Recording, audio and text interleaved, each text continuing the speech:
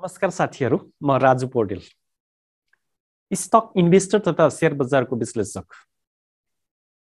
नेपालको शेयर बजारमा कारोबार हुने विभिन्न सेक्टरहरूमध्ये नन लाइफ सेक्टरहरूले पनि आर्थिक वर्ष 78-79 को फर्स्ट क्वार्टरको रिपोर्ट प्रकाशन गरिसकेका छन्। फर्स्ट क्वार्टरको रिपोर्टको आधारमा टप 5 नन लाइफ इन्सुरेन्स कम्पनीहरू कुन कुन पढ्न सफल भएका छन्, विभिन्न फाइनेन्सियल इन्डिकेटरहरूलाई दाँजेर हेर्दा भन्ने बारेमा आज एउटा जानकारीमूलक महत्त्वपूर्ण भिडियो लिएर तपाईहरु समक्ष म हाजिर भएको छु। अब म तपाईहरुलाई आजको यो भिडियोतर्फ ध्यान केन्द्रित गराउन चाहन्छु।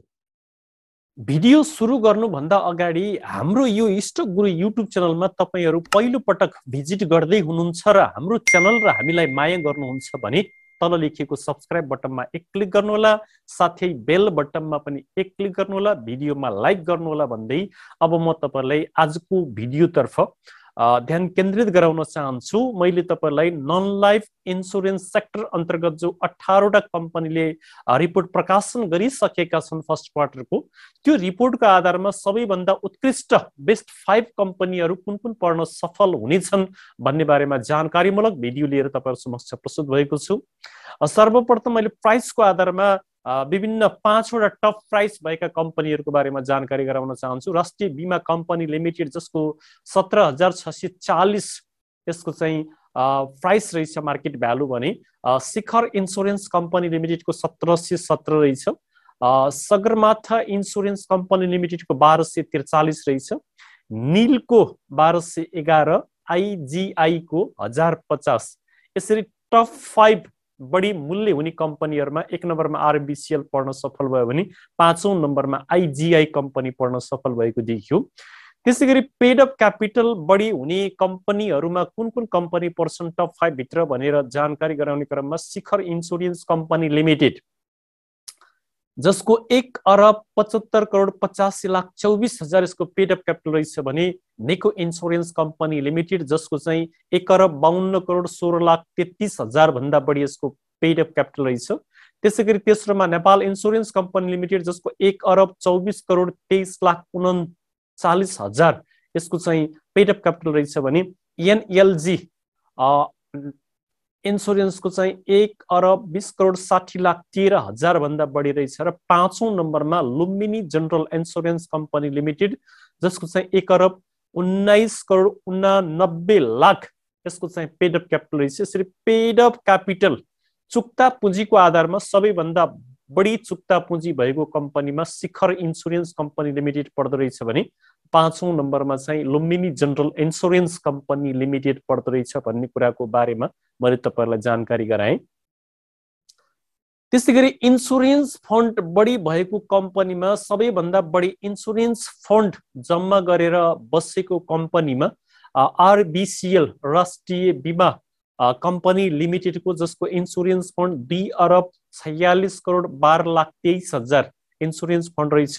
तपाईहरुले लाइफ र नन लाइफ इन्सुरेन्स कम्पनीको शेयरमा लगानी गर्न खोज्दै हुनुहुन्छ भने हामीले हेर्नुपर्ने एउटा महत्त्वपूर्ण लाइफ र नन लाइफमा इन्सुरेन्स फन्ड पनि हो भने अर्को चाहिँ प्रिमियम कलेक्सन पनि हो। इन्सुरेन्स फन्डको दोस्रोमा शिखर इन्सुरेन्स कम्पनी जसको 1,36,20,05,000 यसको इन्सुरेन्स फन्ड रहेछ भने, नेको इन्सुरेन्स कम्पनी लिमिटेड जसको 1,15,33,03,000 यसको चाहिँ इन्सुरेन्स फन्ड रहेछ। चौथोमा चाहिँ सगरमाथा इन्सुरेन्स कम्पनी जसको 1,08,13,73,000 र 5औं नम्बरमा एनएलजी इन्सुरेन्स कम्पनी लिमिटेड पढ्न सफल भएको रहेछ जसको 1,05,35,35,000 इन्सुरेन्स फन्ड रहेछ। यसरी टप 1 मा आरबीसीएल र टप 5 भित्र एनएलजी पढ्न सफल भएको देखियो।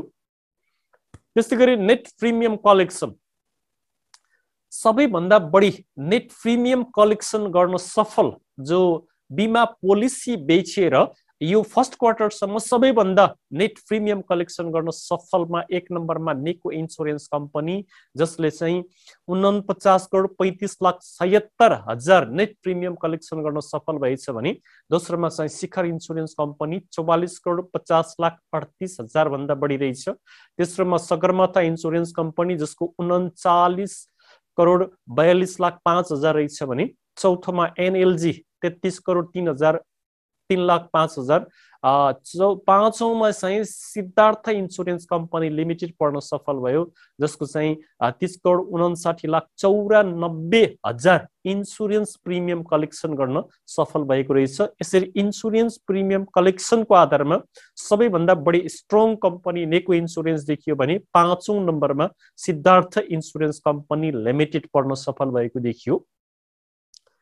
त्यसैगरी नेट प्रफिटको आधारमा सबैभन्दा बढी नेट प्रफिट आर्जन गर्न सफल कम्पनीमा शिखर इन्सुरेन्स कम्पनी लिमिटेड, जसको नेट प्रफिट 13,36,52,000 भन्दा बढी देखियो भने PIC premier insurance company limited, जसको 8,15,26,000 रहेछ भने नेको इन्सुरेन्स कम्पनीको 7,19,65,000 यसले फर्स्ट क्वार्टरमा नेट प्रफिट आर्जन गर्न सफल भएको रहेछ। त्यसैगरी प्रभु इन्सुरेन्स लिमिटेडको 6,54,77,000 भने 5औं नम्बरमा RBCL राष्ट्रिय बीमा कम्पनी लिमिटेडको 6,20,87,000 नेट प्रफिट आर्जन गर्न सफल भएको रहेछ। यसरी नेट प्रफिटको आधारमा शिखर इन्सुरेन्स कम्पनी लिमिटेड 1 नम्बरमा पर्न सफल भयो भने 5औं नम्बरमा RBCL कम्पनी पर्न सफल भएको देखियो।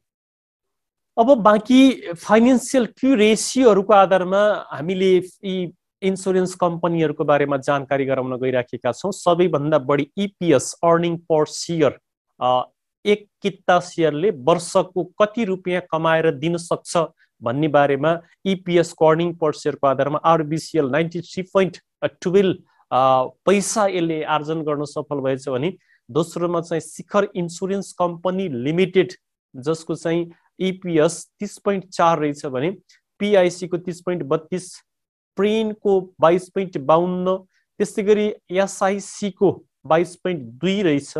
EPS सबैभन्दा बढी EPS भएको कम्पनी RBCL पर्न सफल भयो भने 5औं नम्बरमा चाहिँ सगरमाथा इन्सुरेन्स कम्पनी लिमिटेड पर्न सफल भएको देखिन्छ भने PE रेसियोको आधारमा सबैभन्दा बढी PE रेसियो भएको कम्पनी कुन हो भनेर हेर्नुभन्दा पनि सबैभन्दा कम PE रेसियो भएको कम्पनीमा PIC प्रिमियर इन्सुरेन्स कम्पनी, जसको 32.68 20 भन्दा बिलो भएको बेस्ट भन्छौँ हामीले PE रेसियो, जबकि यसको 20 भन्दा माथि 32.68 रहेछ भने हामीले EPS चाहिँ 20 एबोभ भएको बेस्ट भनेर भन्ने गरेका छौँ।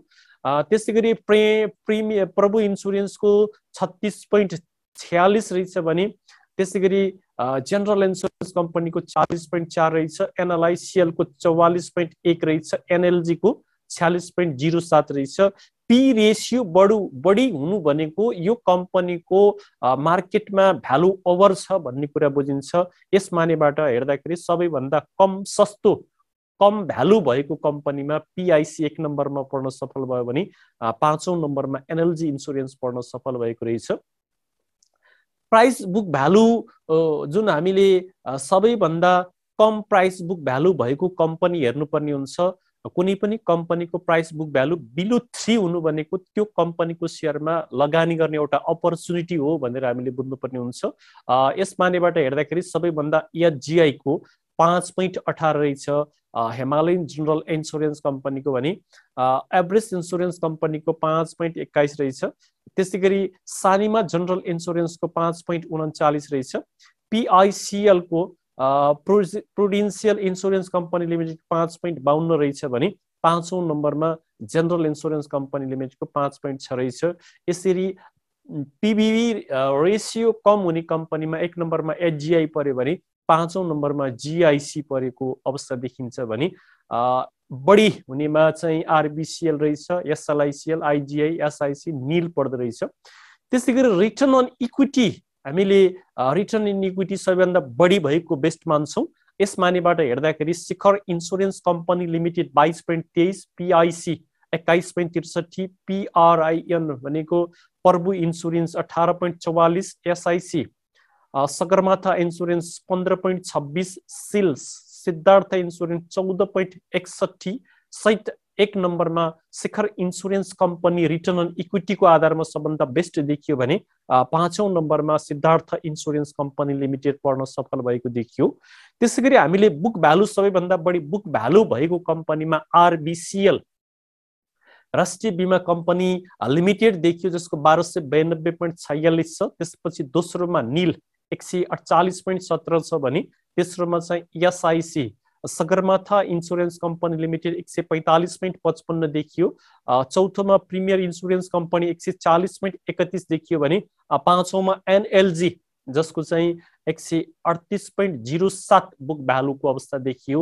यसरी तपाईहरुलाई हामीले यो फर्स्ट क्वार्टरको रिपोर्टको आधारमा अब टप 5 नन लाइफ इन्सुरेन्स विभिन्न इन्डिकेटरहरूलाई तुलना गरेर हेर्दाखेरि कुन कुन पढ्न सफल भए भन्ने कुराको एउटा सूची लिस्ट तपाईहरुलाई उपलब्ध गराउन चाहन्छौं। हामीले यहाँ विभिन्न इन्डिकेटरहरूलाई हेर्दाखेरि सबैभन्दा बढी इन्डिकेटरमा आफूलाई 1 नम्बरमा राख्न सफल शिखर इन्सुरेन्स कम्पनी लिमिटेड देखियो भने दोस्रोमा निको इन्सुरेन्स कम्पनी लिमिटेड देखियो। तेस्रोमा सगरमाथा इन्सुरेन्स कम्पनी लिमिटेड देखियो भने चौथोमा चाहिँ प्रिमियर इन्सुरेन्स कम्पनी लिमिटेड र पाँचौंमा चाहिँ एनएलजी इन्सुरेन्स कम्पनी लिमिटेड देखियो। आरबीसीएल पनि केही इन्डिकेटरमा पोजिटिभ छ, अब्बल छ, तर यसको मूल्य ज्यादै हाई छ। त्यसकारण आरबीसीएल लाई हामीले टप 5 भित्र राख्न चाहेनौं। त्यसैगरी नयाँ इन्सुरेन्स कम्पनी प्रभु इन्सुरेन्स कम्पनीले पनि आफूलाई धेरै इन्डिकेटरमा अव्वल साबित गर्न सफल भएको अवस्था देखियो। यसरी हामीले तपाईहरुलाई नन लाइफ इन्सुरेन्स कम्पनीमा लगानी गर्ने हो भने यी विभिन्न इन्डिकेटरहरूलाई हेर्दाखेरि सबैभन्दा बेस्ट शिखर देखियो, तर मूल्य ओभरमा छ। दोस्रोमा नेको छ, नेकोको मूल्य अहिले सन्तुलित छ। तेस्रोमा चाहिँ हामीले अघि नै भनिसक्यौं यसरी टप 5 नन लाइफ इन्सुरेन्स कम्पनीको बारेमा अध्ययन गरेर तपाईहरुले लगानी गर्नुभयो भने पक्कै पनि तपाई एउटा सफल लगानीकर्ता बन्न सक्नुहुन्छ भन्ने कुराको जानकारी मैले भिडियो मार्फत तपाईहरुलाई दिन चाहे भने यस्ता प्रकारका भिडियो हामीले शिक्षा दिने उद्देश्यले मात्र निर्माण गरेको हुनाले हाम्रो भिडियोलाई आधार मानेर तपाईहरुले शेयर खरिद बिक्री गर्ने काम नगर्नु होला। भिडियोलाई एउटा रेफरेन्सको रूपमा मात्रै प्रयोग गर्नु होला भन्दै यो भिडियो हेरिसकेपछि लाइक गर्नु होला, कमेन्ट गर्नु होला, शेयर गर्नु होला, पोजिटिभ फिडब्याक दिनु होला भन्दै आजलाई यो भिडियोबाट म बिदा हुन चाहन्छु। हस्त नमस्कार, फेरि अर्को भिडियोमा भेटौँला।